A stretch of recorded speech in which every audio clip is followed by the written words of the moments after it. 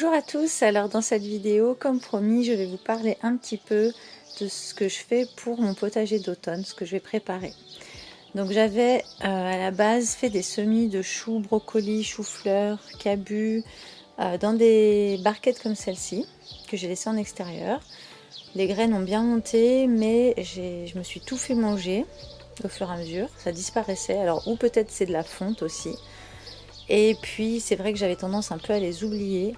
Et j'ai décidé donc de refaire des semis en les mettant à la maison et en utilisant ce style de barquette où en fait je vais pouvoir, c'est vraiment très pratique ça parce qu'il y a ce fond qui permet d'arroser sans que ça déborde de partout, sans que ça coule, les petites serres si j'ai besoin.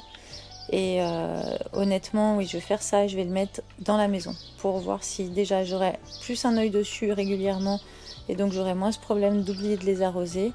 Et puis je serai moins aussi sujette aux attaques éventuelles de petits insectes. Et donc je vais refaire tout ce qui est choux et blettes et compagnie. Je vais vous montrer ça. Et ici pour l'expérience, alors ce sont 3 basiliques que j'ai simplement coupé la tige des basiliques que j'avais achetées. Hein, c'est les seules plantes que j'ai achetées cette année. J'ai simplement donc coupé les hauts des tiges. Je vous renvoie à la vidéo que j'avais fait à ce sujet pour vous expliquer exactement comment faire. Et au lieu de les mettre dans l'eau pour faire des racines, j'ai directement planté dans la terre et tout a repris. Les 3 ont repris. Et donc là, je vais les mettre en pleine terre. Et là, j'ai fait pareil avec un petit cactus, mais en fait qui a pris le soleil là. Donc ça, pareil, je vais mettre à l'intérieur. Donc j'ai coupé le haut du cactus. Et je l'ai juste planté dans la terre. Donc ça, c'est des boutures qui ont déjà quelques semaines. Donc je sais qu'elles sont bien vivantes. Ensuite, j'ai quand même réussi des semis de persil. Donc c'est très long. Mais là, ça y est, j'ai 2 beaux bouquets. Je vais pouvoir les mettre en pleine terre. Et ici, j'ai une toute petite blette que je vais essayer de garder. Mais c'est pas très concluant. Et des petits choucals. Pareil, je vais les laisser comme ça parce que j'ai un petit peu... la flemme, j'avoue, de les séparer. Il y en a qui sont un peu serrés là. J'attends qu'ils grandissent un peu, voir comment ça se passe. J'avais semé dans ces barquettes là à la base. Et là j'ai un chou rave qui avait été semé dans ces barquettes. Donc sur les 6, j'en ai qu'un qui est sorti. Pour vous dire, voilà, ça marche pas toujours comme on veut. Mais là je vais retenter donc avec une autre méthode. Voilà, alors là, ce que j'ai fait, c'est que d'abord, j'ai été préparer ma barquette. Donc, j'ai mis, c'est mon terreau maison, hein, donc un petit peu grossier. Mais voilà, j'ai rempli ma barquette de terreau. L'important avec les semis, c'est de bien tasser ce terreau, de bien le mouiller avant de semer. Donc, j'ai déjà préparé ça. Et ensuite, simplement, je vais y mettre mes petites graines. Donc, moi, je mets vraiment une graine par alvéole. Et puis si ça lève pas, j'en remettrai une autre, mais je déteste éclaircir en fait. Et en plus c'est du gâchis, donc je mets une graine, c'est un petit peu précis comme travail, mais voilà, une graine par alvéole. Donc là j'ai mis chou cabu et chou-fleur, c'est un peu tard, c'était plutôt au mois de juin, mais comme ça a loupé, je retente quand même début juillet. Et ensuite brocoli, chou de Chine, coriandre, laitue, ça c'est tout à fait dans la saison. Et donc comme je vous disais, je vous mets une petite liste de ce que je vais faire en plus. C'est pas la peine que je vous filme tout. Et ça, je vais le garder à la maison. Et je vais arroser, je vais vous montrer. Voilà, j'arrose avec ce genre de pulvérisateur qui fait une pluie vraiment très fine pour ces toutes petites graines qui sont vite délogées. Donc vraiment arroser avec quelque chose de très fin. Si vous avez, c'est parfait. Pour vous montrer un petit peu, ça donne ça. C'est réglable, hein, mais voilà, c'est vraiment très fin, ça abîme pas, ça bouge pas trop la terre et ça va pas déloger la graine ni l'agresser. Et si vous n'avez pas ce genre de vapeau, vous pouvez tout à fait utiliser même un pchit tout bête hein, que vous récupérez de vos produits ménagers, que vous rincez extrêmement bien. Mais tout vaporisateur peut faire l'affaire, hein. Vous n'êtes pas obligé d'avoir quelque chose de ce style-là avec une pompe et tout ça.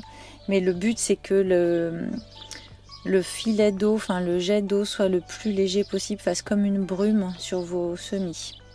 Je fais une petite parenthèse pour vous parler des tomates. Là, elles commencent à rougir, surtout quand vous avez des tomates qui commencent à rougir comme ça ou qui deviennent mûres.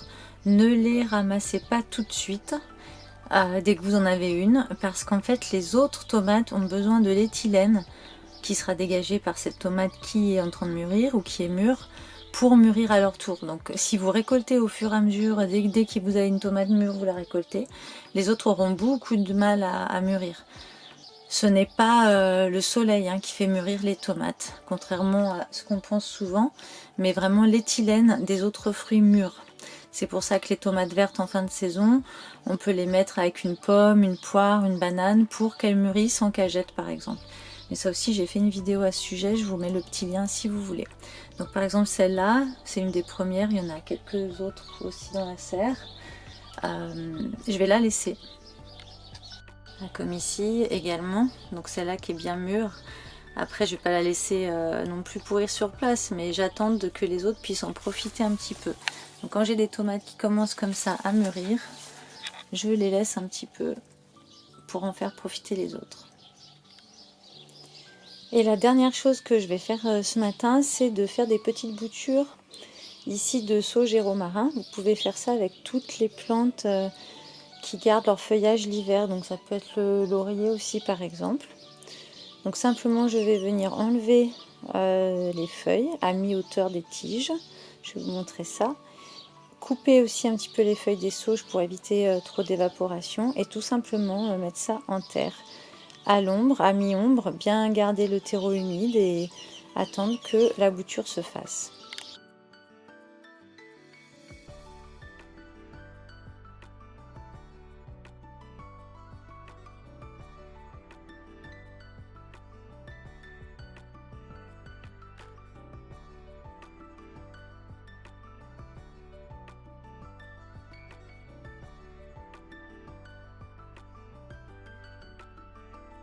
Alors bien sûr, je pourrais venir consommer ce que j'ai feuillé. Et donc après, le résultat, ça donne, c'est vraiment rapide à faire, facile. Et voilà, le résultat donne ça. Et on va venir les mettre directement en terre, dans des petits godets.